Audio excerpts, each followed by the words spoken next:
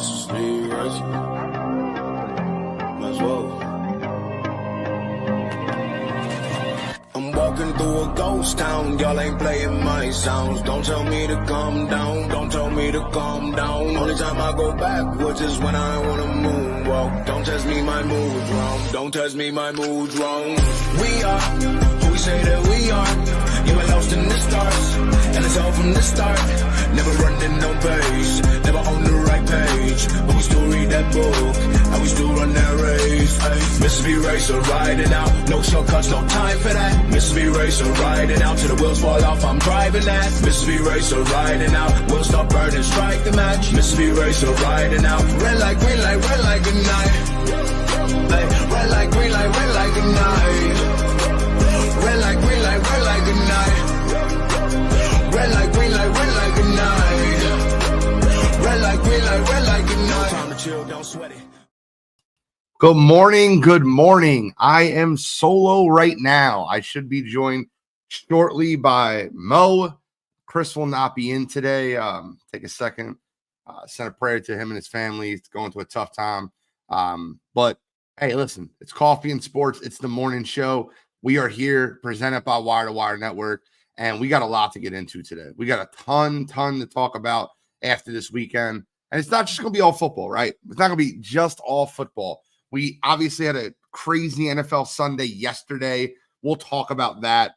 We're also going to talk about Thursday Night Football, Dallas Cowboys and the New York Giants, which I don't know, man. Maybe I'm going to talk about a little bit about sports betting playing a role in football. And I just feel like that Brandon Aubrey missed kick might have felt a little weird to all the guys that took the Cowboys -5.5 on the point spread. But we'll talk about that. We're going to talk about WNBA playoff action. The Sun playing up against the Lynx. You got the Liberty Aces, last year's final. That's broken down. A lot of things going on in WNBA. And then we're going to talk about the trade heard around the world. Karl Anthony Towns traded from the Minnesota Timberwolves to the New York Knicks for Julius Randle and Dante DiVincenzo.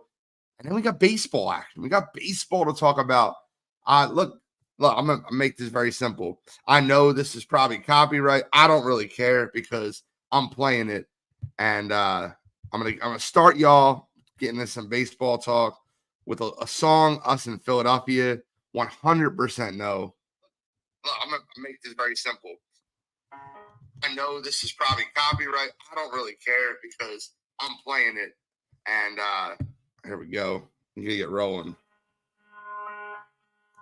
Now, if you're a Phillies fan, you know this song very well. If you're a Boston Red Sox fan, you know this song very well. If you're a Braves fan, and hopefully my man JG is tuned in right now. Hopefully he's listening to this because he knows this song very well. Someone tag JG in the comments.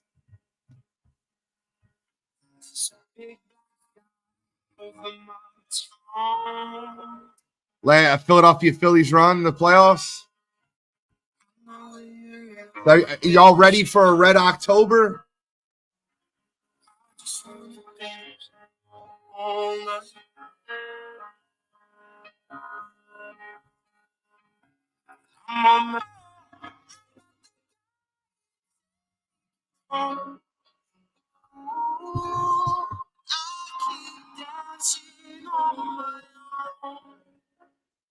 And that's what we're going to do, talk about Red October. We're going to talk about who's dancing on their own, who's in here, who's not. So good morning. Let's get started. We're going to talk about some NFL action before Mo gets on. As soon as Mo gets on, we'll hop him right in. But let's talk about what happened yesterday. Let's talk about some of the games of the day yesterday. The game I want to start with is the game that hits very dear to my heart. And I want to get it out of the way, right? Because it hurts. It hurts, right?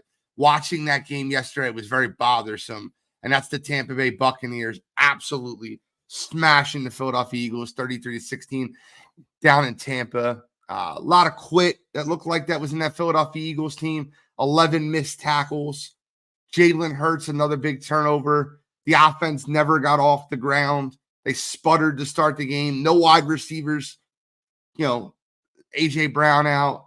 Devontae Smith out. Lane Johnson out. No excuses. Can't look that bad. You have Jahan Dotson, who's a former first-round draft pick. You have Paris Campbell, who's been a player that's played in this league before. Dallas Goedert was there. I don't want to hear it. No excuses.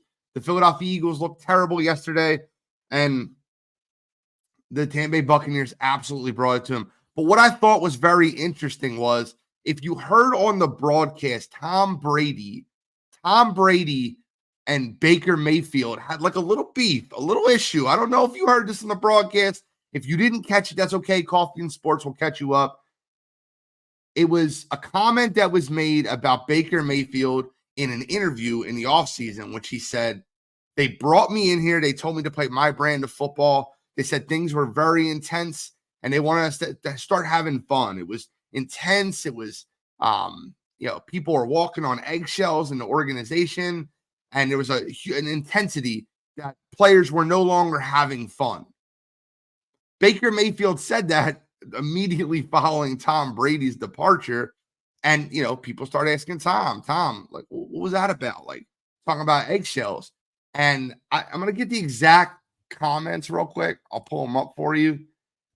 Comments, Baker Mayfield. So he said it was stressful in the locker room, is what Baker Mayfield said. Tom Brady on air did not hold back. Not at all.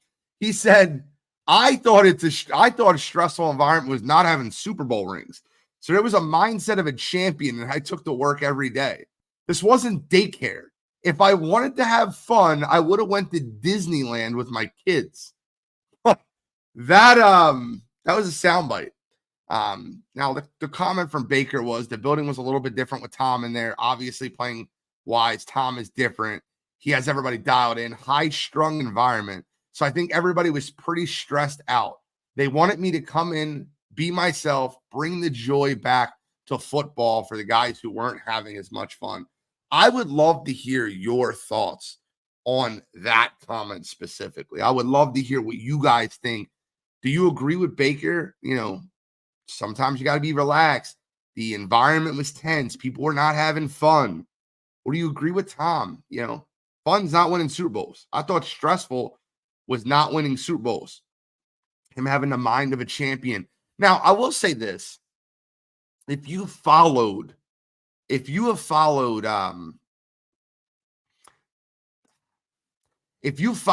that's going on with the Tampa Bay Buccaneers and talking about an environment that's not stressful, I think the Tampa Bay Buccaneers have responded well to the last season that Tom Brady was there, in which they 100% underperformed and got blown out by the Dallas Cowboys on a Monday Night Football playoff game.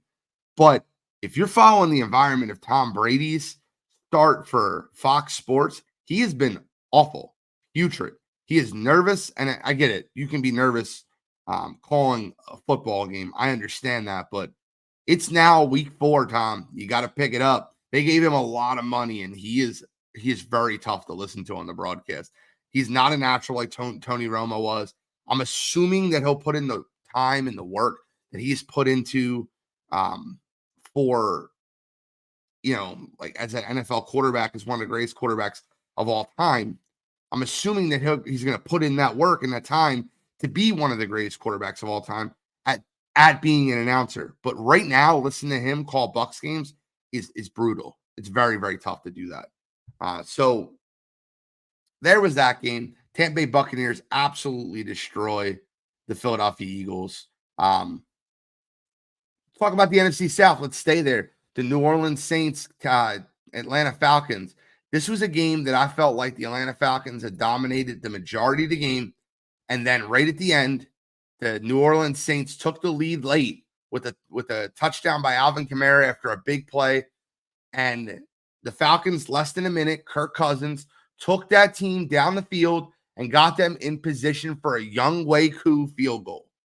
And Younghoe Koo's career longest field goal was 53 yards. They wanted him to kick a ball from 58 yards to win the game. They put Kirk Cousins' couple throws to the sidelines, did not work. The Saints defense held strong. A 58-yard field goal for the win, and Younghoe Koo came through for the Atlanta Falcons to give the Atlanta Falcons the 2-point win with a career-long field goal, 58 yards for Younghoe Koo. I remember just 2 years ago, we were talking about Younghoe Koo could not hit a field goal over 50 yards.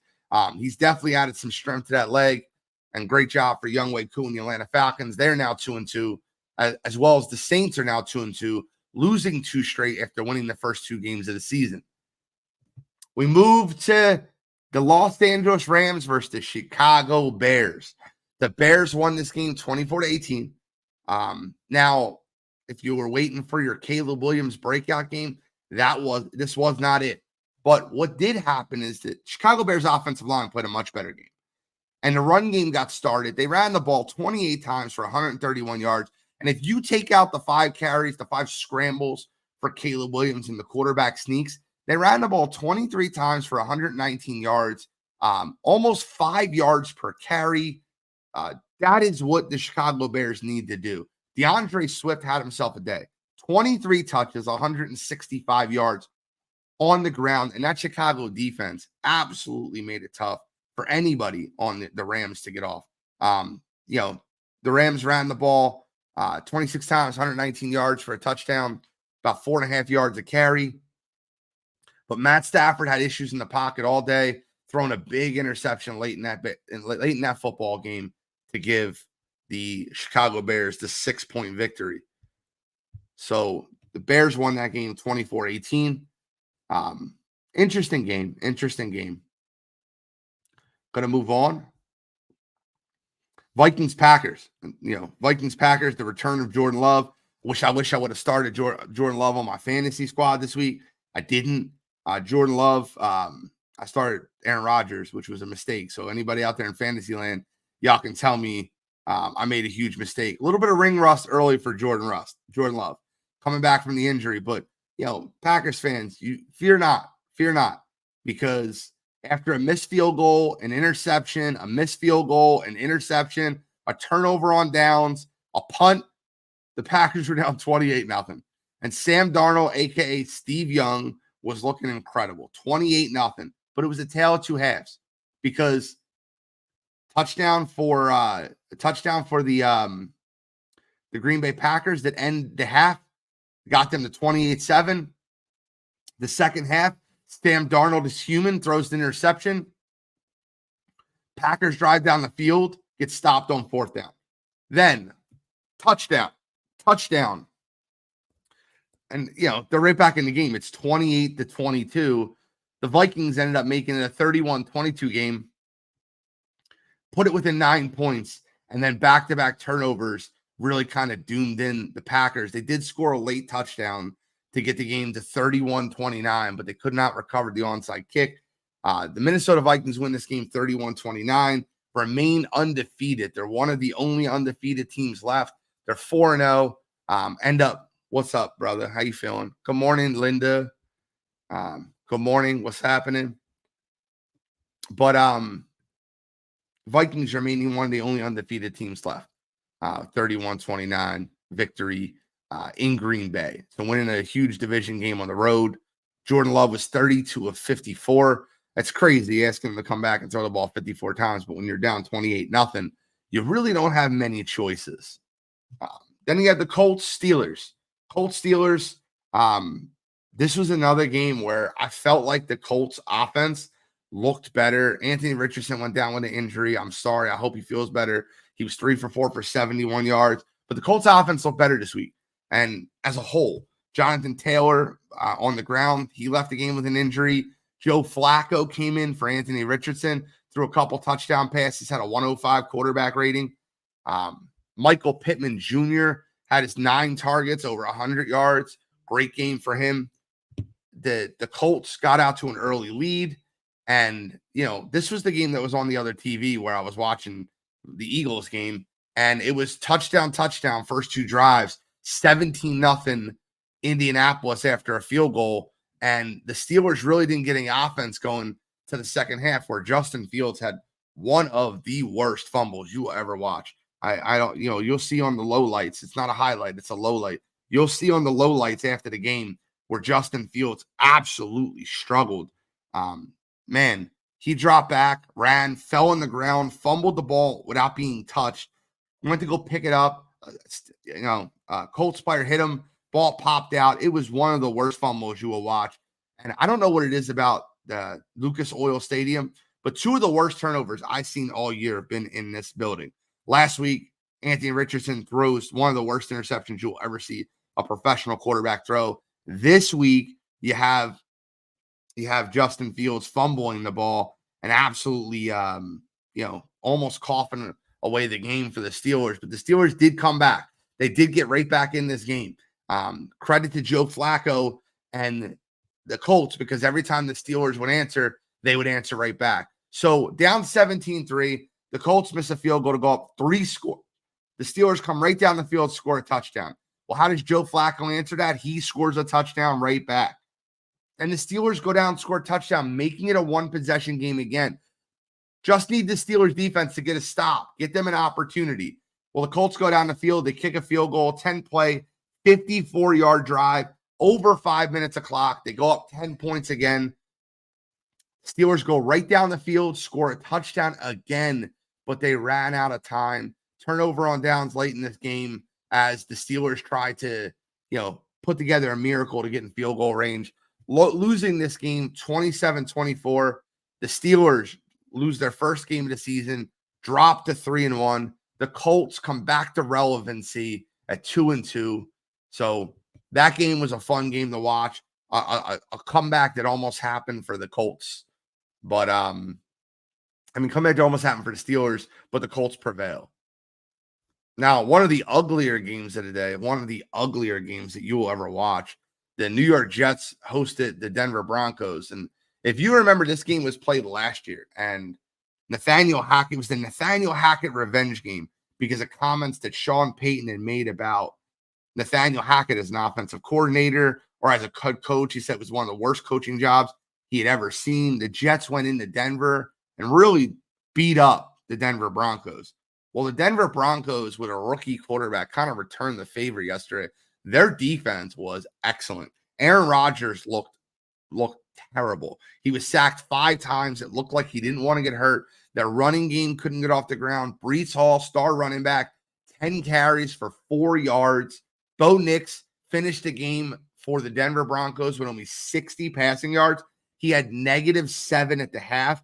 This was a defensive struggle in a game in which, look, just call it like it is, in a game where the weather was terrible, but the Jets had this game wrapped up. They were winning this game throughout the first half. They were dominating, and they failed to put points on the board multiple times.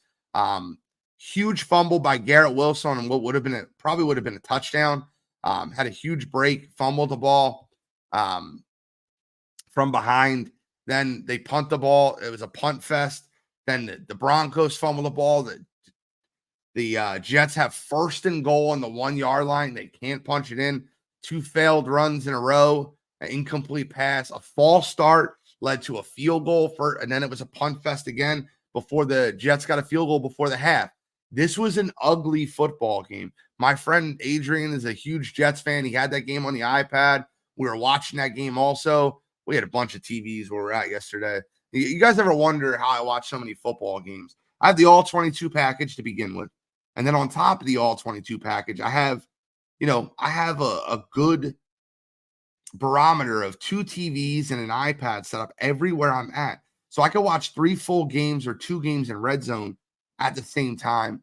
This game wasn't on Red Zone hardly at all because the Broncos Jets, it was absolutely a snooze fest. But the part that really kind of where this game comes down to is the Broncos score a touchdown to take a 7-6 lead. The Jets go right down to take the lead back. And this is one of those times where that Jets defense has to step up. They've stepped up all day. And the Broncos get right back downfield with running the ball 6 straight times, 7 straight times, 8 straight times before they end up kicking a 47-yard field goal to take a 10-9 lead. Now, the Jets in this game get the ball back multiple times. Turnover on downs, big turnover on downs. Fumble, Aaron Rodgers getting sacked. You think the game's over. The Jets defense steps up yet again, using all 3 timeouts. Will Lutz missed a 50-yard field goal. So here we are. Aaron Rodgers has 1:30 to get in field goal range for an opportunity to win the game. They start to drive pretty well. You get a 9-yard pass to Breece Hall, and then a defensive pass interference enforced. So they got 15 more yards. Right now, they're sitting there right at the Denver 36. They're almost in field goal range. And I gotta, look, all the comments made by Sean Payton about Nathaniel Hackett being the worst, this is some of the worst coaching he has ever seen. Man, I'll tell you right now, this was some of the worst coaching I've ever seen. And whether you want to put that blame on Aaron Rodgers or Nathaniel Hackett, it looked like they were trying to settle for a 50-yard field goal. And short passes, little screen passes, bubble passes. And they sat there and they settled for a 50-yard field goal in those conditions. Greg the leg.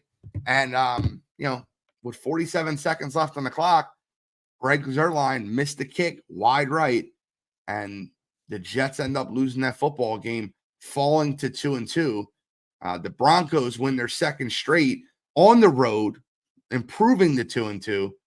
And, as this NFL season continues, you're seeing more and more situations that are happening in the NFL, in which, there's parity in this league, right? There's parity in this league. And speaking about parity in this league, the Cincinnati Bengals, 34-24 victory over the Panthers for their first win of the season. Now, granted, the Panthers' resurgence with Andy Dalton, he was 25 for 40, 2 touchdowns. Their offense looks different than it did just a few weeks ago with Bryce Young. He's running a pro scheme offense, and he's not a rookie, right? The Panthers hung in this game long, but Joe Burrow finally gets a win. Chase Brown with 2 touchdowns. Jamar Chase with a huge 63-yard touchdown in this football game. T. Higgins finally involved. 6 catches for 60 yards. And the Bengals get the zero off of their record, improved to 1-3 as the Panthers fall to 1-3. Both these teams look like they're almost all but out of the playoffs just 4 weeks into the season, which is insane to think of with the expectations that happen for the Cincinnati Bengals. Division rival, wanted to cap off one of the highlights of the 1 o'clock hour as the Jacksonville Jaguars played the Houston Texans.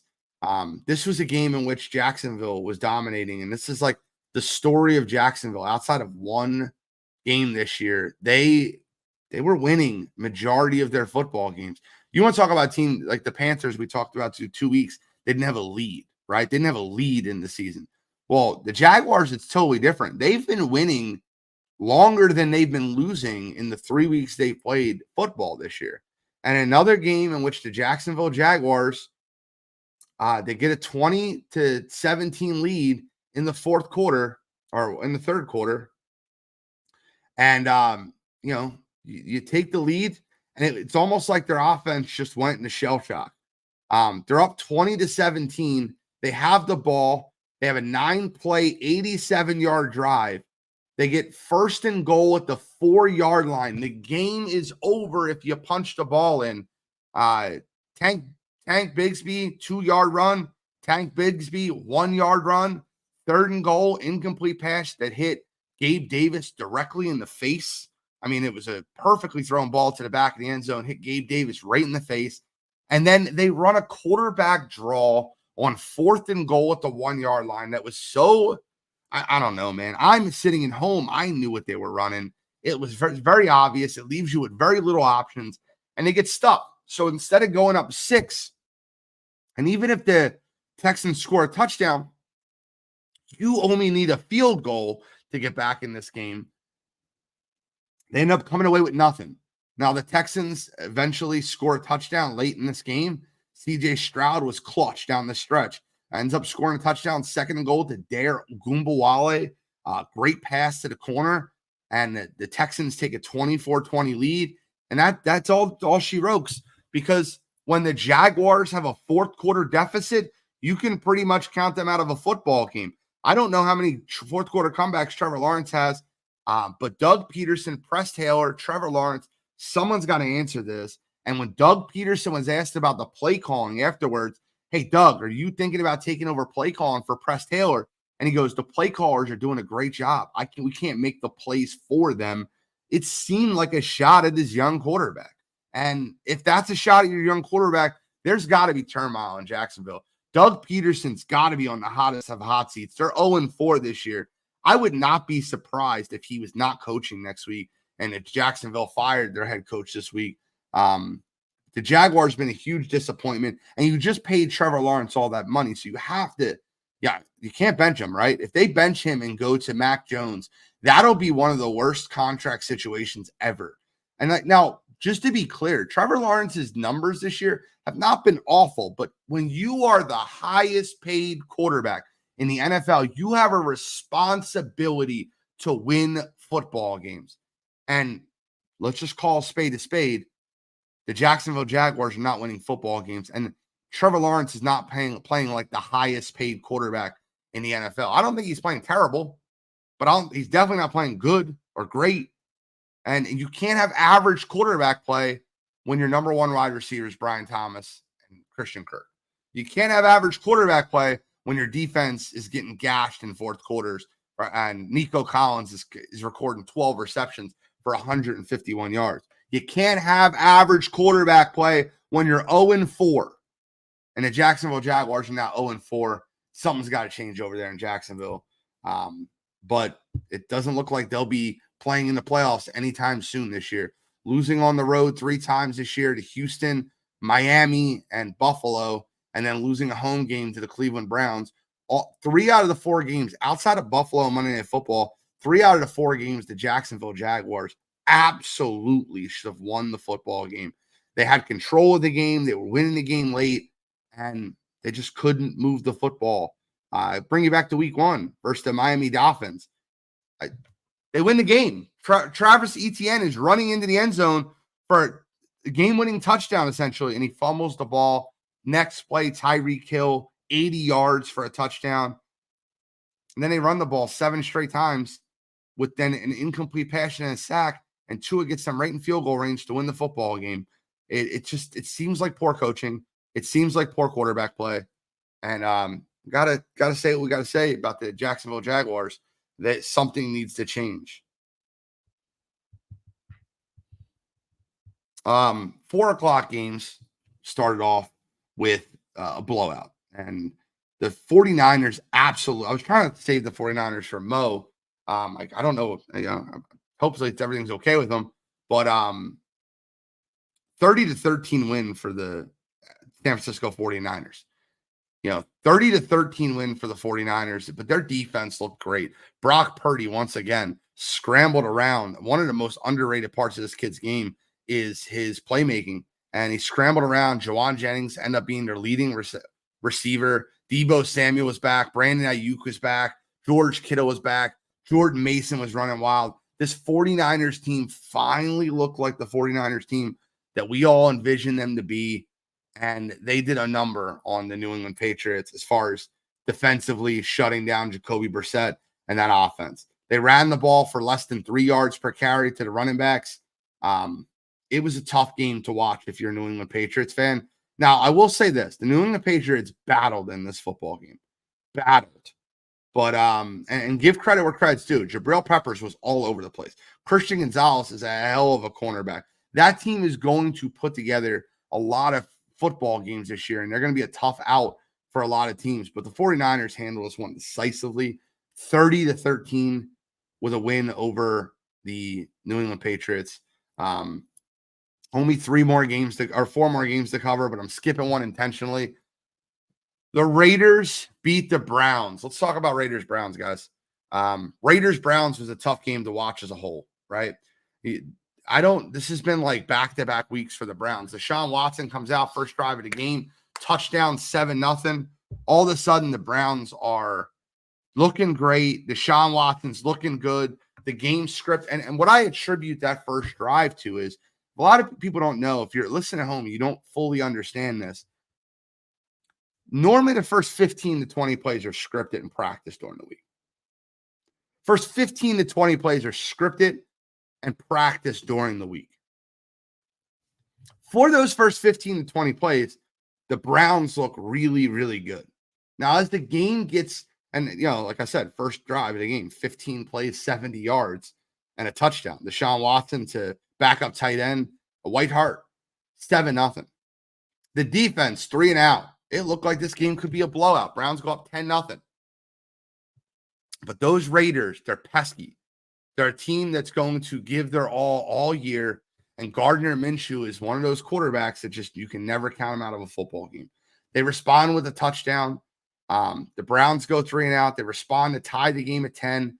And we head into the second half at 10-10. Now, where this game gets really interesting is the Raiders get up 20-10 in this game. They score 20 unanswered points. And there's a fumble return for a touchdown by Rodney McLeod that makes it 20-16. The extra point was missed, which would have made it a 3-point ball game. I promise that will matter. Every time you miss an extra point, it'll find its ugly head to matter. There was a situation in this game where Deshaun Watson threw a pass to Amari Cooper that was a touchdown pass. Absolutely. And this won't show up on the stat sheets. This won't show up on anything that you're watching at home. He throws a ball. They're down 20-16 perfectly. Blown coverage. Amari Cooper, 82 yards. The Browns take a 23-20 lead. But wait. A phantom holding call that was so brutal. And if you were watching this football game, my man Cottrell is a Browns fan. I know he was watching this football game. We were texting during the game. Cottrell's watching this game, and it's one of those things where you don't want to talk about the NFL being rigged. You don't want to talk about the NFL being scripted. But I will say this, it definitely didn't look good. It definitely did not look good. This was a really bad holding call that they called on the center. I hated the call. The drive ends with, a fourth down, a third down incomplete pass, and after trying to come back from the 1st and 19, they end up punting the ball. The Browns defense stops them a couple more times. They get the ball back. The drive of the game happens, and Deshaun Watson gets them down the field, passing to Judy, scrambling, 35-yard run to Jerome Ford, gets them all the way down to the Raiders' 16-yard line. They snap the ball when Deshaun Watson isn't ready for it. He has to dive on the ball. It's a fumble. Recovered, 2nd and 16 at the Raiders' 22. On 2nd and 16, throws an incomplete pass. On 3rd and 16, great pass to Amari Cooper, 13 yards to get them to 4th and 3, 4th and manageable, 40 seconds left on the clock. Deshaun Watson drops back and misses a wide open wide receiver across the middle of the field. His eyes were targeted on one player. He does not throw the ball, and the Browns' interior offensive line folds and forces him to roll out. Eventually, he gets sacked, and the Raiders win the game. Now, this is a tale of two games, right? It's a tale of the Browns dropping to 1-3, and their offensive line worries and Deshaun Watson worries continuing. But this is also a tale of a Raiders team that just doesn't seem to quit. They seem to find ways to score. They find ways to catch the ball. They find ways without Davante Adams, without Max Crosby, with Jacoby Myers, Trey Tucker, and Brock Bowers. The Las Vegas Raiders improved to 2-2 in a Jekyll and Hyde season in which they've lost to the Carolina Panthers, but won at Baltimore. You lose to the Carolina Panthers, but then win at Baltimore. That's an insanity breakdown for the Raiders, but they're 2-2 in one of the most Jekyll and Hyde situations this year. The Browns are 1-3 in an absolutely stacked AFC North division in which the Steelers and Ravens are both games ahead of them. So that's a very interesting division to break down, to say the least. Chiefs, Chargers. Chargers jump out to a 10-0 lead. Patrick Mahomes throws one of the worst interceptions you'll ever see. And that's not even the worst thing he did on the play. Prayers out to Rashee Rice, because as Patrick Mahomes was trying to make the tackle on the person that intercepted the ball, Rashee Rice strips the ball from the guy, I think it was Trevon Moehrig, who had the interception, strips the ball, and then Patrick Mahomes dives at the legs to make a tackle. and that ends up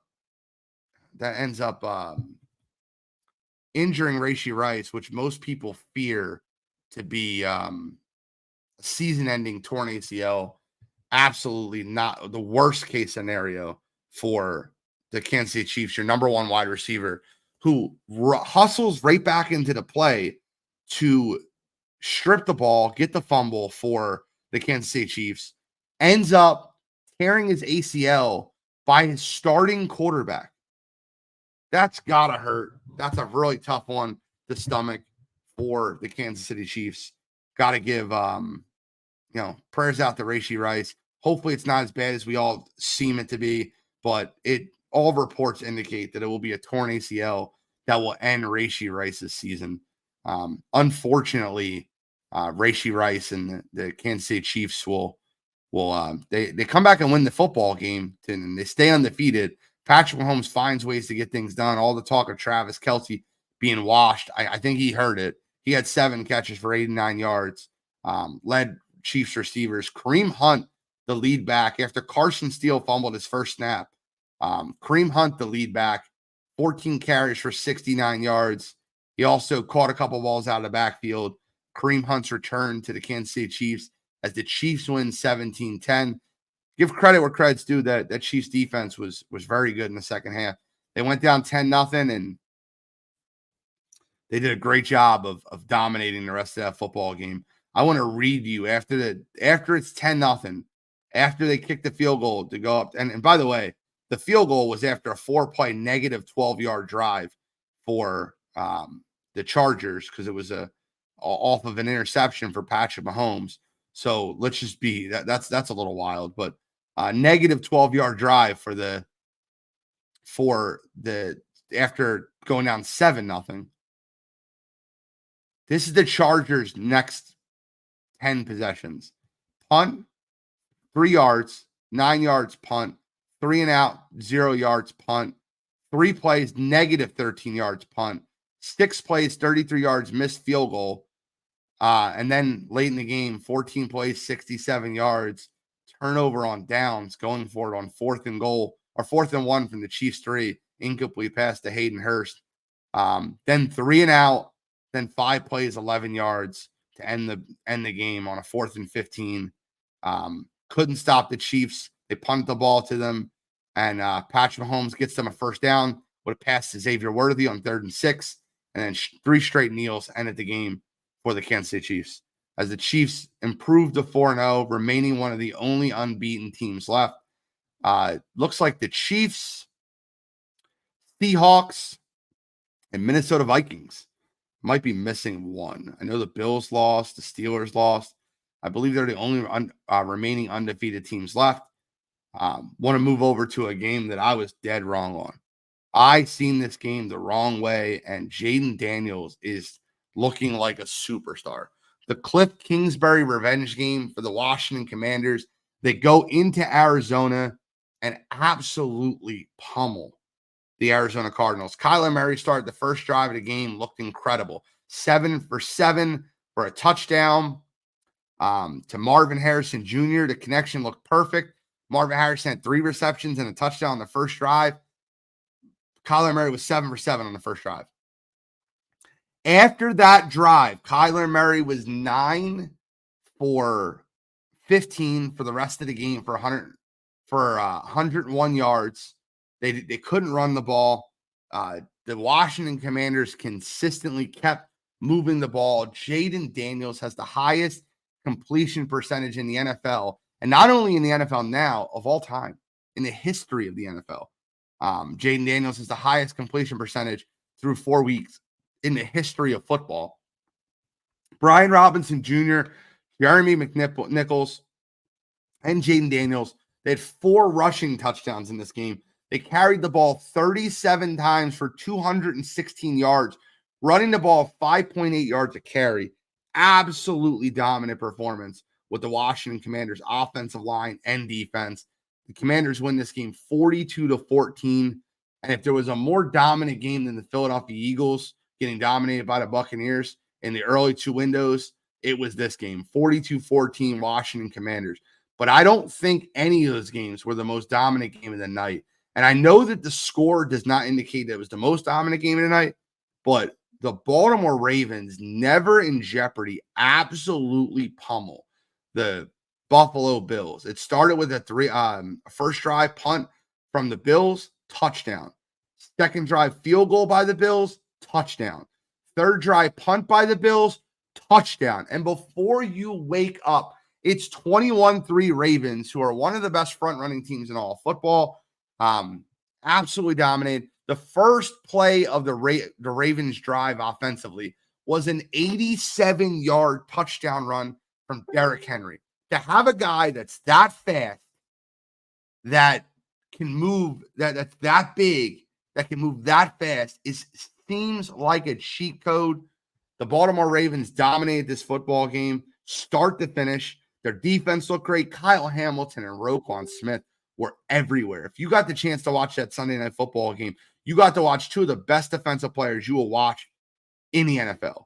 Kyle Hamilton, incredible. Roquan Smith, I've said before and I'll say it again, it's the best linebacker safety combination in football. Trevor checking in. He goes, what the F happened with the damn Jets? Is the Broncos defense that good, or did the Jets suck? I'll tell you what happened with the Jets, Trevor. I'll answer that question. That's why he cares about the Jets. Most people wouldn't care unless they're Jets fan. Trevor, I know, is an Eagles fan. What happened with the Jets is really simple, Trevor. Patrick Surtain absolutely shut down Garrett Wilson. And that Broncos defense, stacked the box. They made Aaron Rodgers throw the man-to-man coverage against Mike Williams and Allen Lazard, and it just wasn't happening. And the weather wasn't great, and the timing looked very off for the New York Jets offense. The Broncos came in with a game plan that they were going to put Patrick Surtain and follow Garrett Wilson around the field. They were going to load the box and make Aaron Rodgers beat them by throwing the ball to Lazard and Williams, and it didn't work. Andre said, great Sunday. Now, Andre, I have a question for you. Just a question. I seen your post yesterday, and I kind of want to, bring that up for you real quick. You said, great Sunday. I'll actually pull the post up. Talk about the Saints losing, the Browns losing. Now, I understand why you don't like the Browns, because I think you're from that area, right? The Saints losing makes sense because the Falcons played them, so that makes sense. I don't understand. I understand that. Here's the post right here. Got it right here. This was a decent Sunday. The Browns lost. The bum, I don't know what is that. The bum Zebras ain't. The Saints lost. The Eagles got dog shit stomped out of them, and the Falcons won. So my question would be, why do the Eagles catch a stray there? What do you have against the Philadelphia Eagles? Why is there why do the Eagles have anything to do with the Falcons? Help me understand. Help me help you, sir. Help me understand. But the Falcons improved to 2-2. Shout out to my man Andre. I'm happy for him on this football Monday. But that's what we have for the NFL. We got 2 games tonight.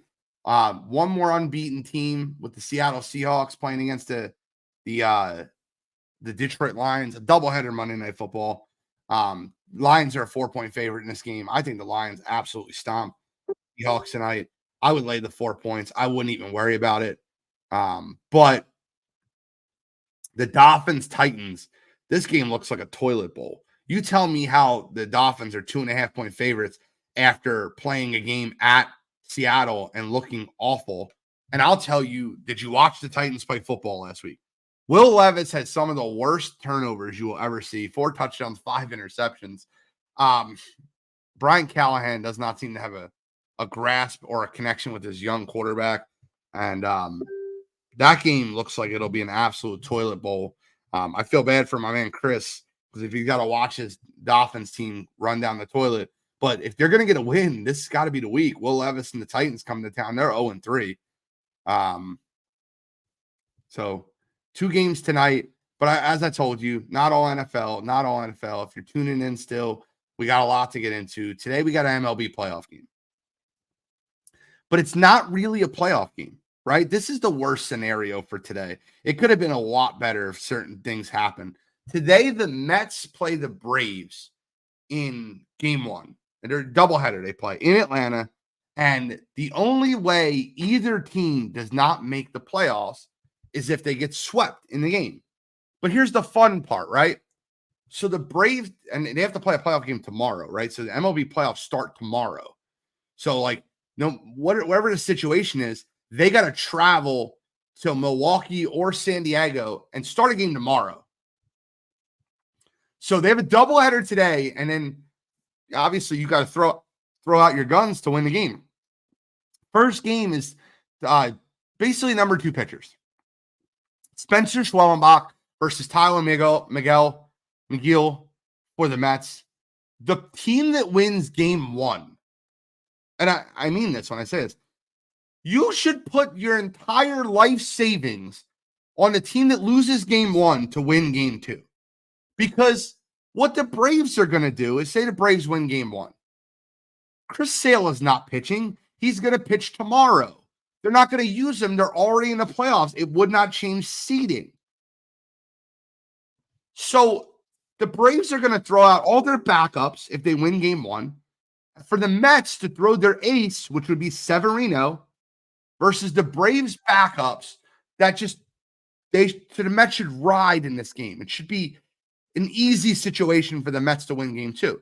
Well, if the Mets can win game 1, they're not going to throw Severino. They're going to pitch Severino tomorrow at Milwaukee. So the Braves would have Sale versus all the backups for the Mets. All of them.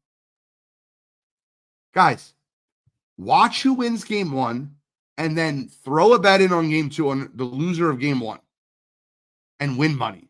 Because if this isn't a split, and I'll tell you right now, there's no way the Braves don't win one of the 2 games today.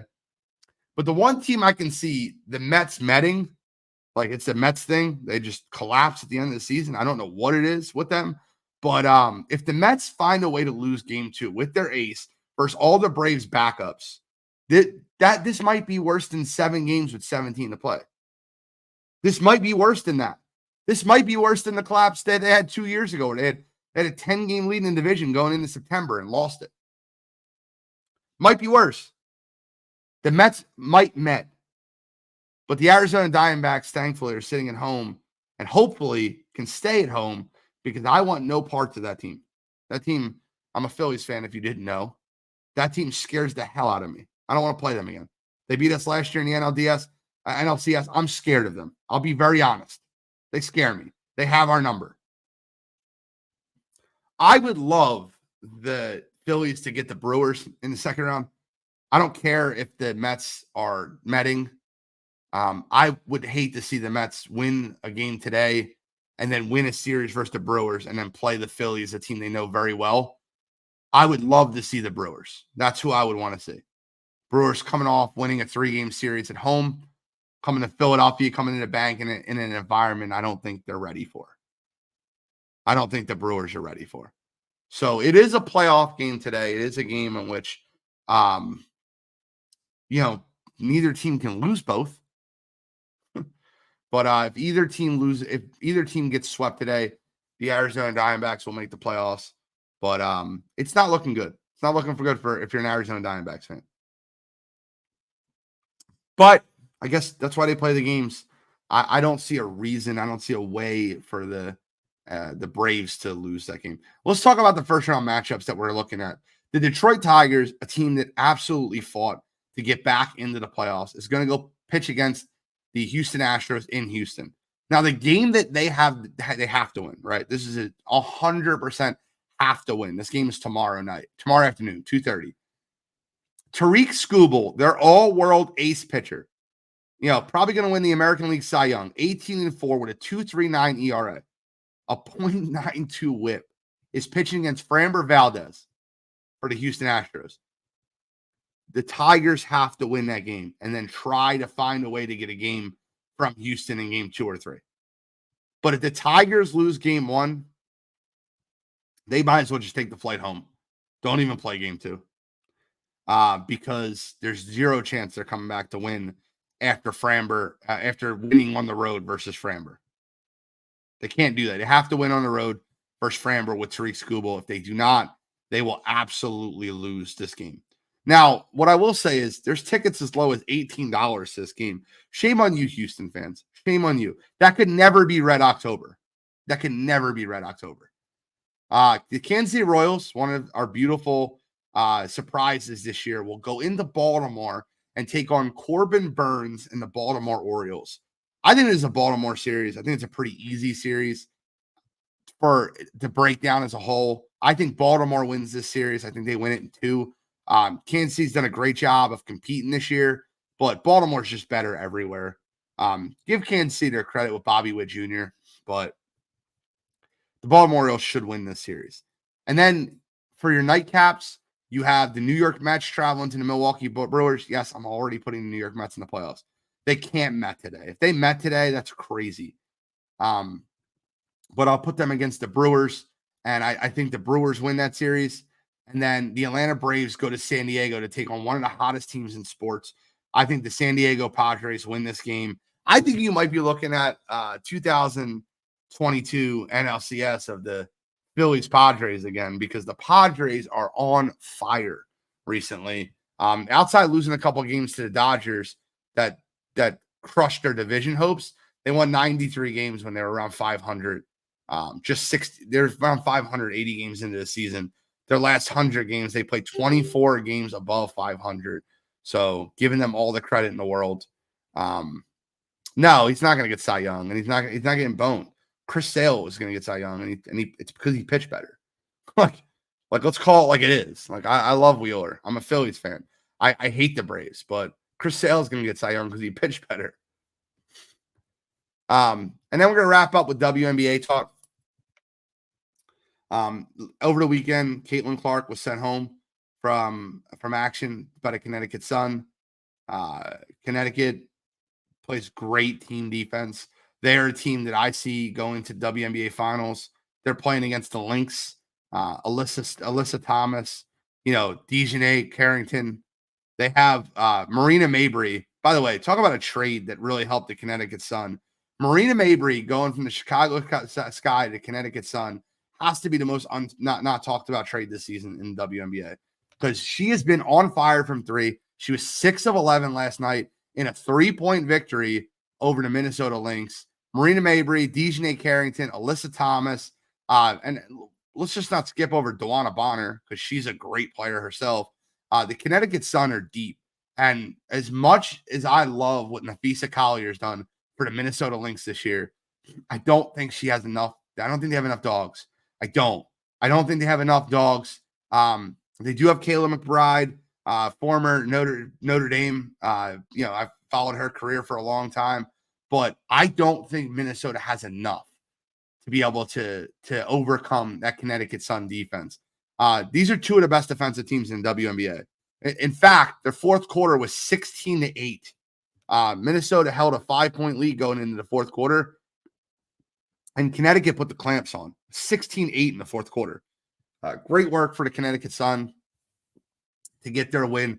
But the main event for the WNBA was yesterday was the last year's WNBA finals.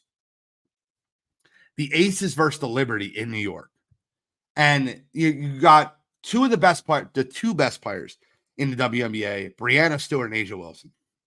A'ja Wilson, this year's MVP, 3 championships. Breanna Stewart, 2-time MVP, 2 championships for New York Liberty. You have a rematch of that in your semifinal game, and round 1 won by Stewie. She was on fire. Started that game on fire. 34 points in the game. Sabrina Ionescu filled in with 21 also. Kelsey Plum and A'ja Wilson, not enough for the Aces as the Liberty win this game by 10. They took a 10-point lead early. They took the 10-point lead into the break, and they held it perfectly. They held serve. The Aces got within 6 one time, but throughout that game, it was very, very evident that this was the Liberty's game to lose. They played great at home. Let's see how they respond in game 2. But at no point in this game did it get any closer than 6 points after the half. So, 10-point game, you think they were always within striking distance. They really weren't. Going into the fourth, they were down 9. They went down 11. They got it to 8, and they got to 8 a couple times. And then when it got to 11, they just pulled away. And 11, 13, and it almost was like they ended at 10. But I think A'ja Wilson bounces back. I think everything works out for a reason for the Aces and Liberty. And I think you're going to see a Liberty Sun finals. And I think you're going to see a lot. Like Dejanay Carrington versus Sabrina Ionescu is a battle you want to watch. One of the defensive players, you call her Nat because she's so annoying. She's in your face. She's swiping at the ball. So I really, really want to see that finals. New York Liberty, Connecticut Sun. But don't count out A'ja Wilson. You never count her out. Kelsey Plum, A'ja Wilson, Chelsea Gray. There's a lot of talent over there on that Aces team. That's why they won a couple championships. So let's see how that breaks down this year. It'll be interesting. But that's all we have for today. I will answer Trevor's question here. Is there any truth to the thing about the WNBA refs getting in trouble over Caitlin Clark thing? Or was it it's a clickbait thing? Don't read the article. Don't read that article. Clickbait. Caitlin Clark, Angel Reese, from two most divisive names in sports right now. I said this multiple times. You can like both players. You can support both players. It's one of those things where you can easily support both players and not hate on the other one. I feel terrible for Angel Reese and for Caitlin Clark to deal with some of the crazy fans that they have to deal with every day. So give credit where credit's due for those women for having great rookie seasons. Let's give them credit. But that's all we have this morning for Coffee and Sports. Tomorrow we'll be back 9 o'clock, same bat time, same bat channel. Appreciate you guys listening to the Wire to Wire Network, tuning in on Facebook, YouTube, Twitch, Twitter, anywhere you're watching podcasts. And then appreciate the fine folks at Northeast Sports Streaming Services for watching us on Roku, Linda, Jack, and the whole gang over there. Appreciate all you guys. And this is Coffee and Sports, the morning show. I'm the NFL Genius, Gene Walzak, and we are signing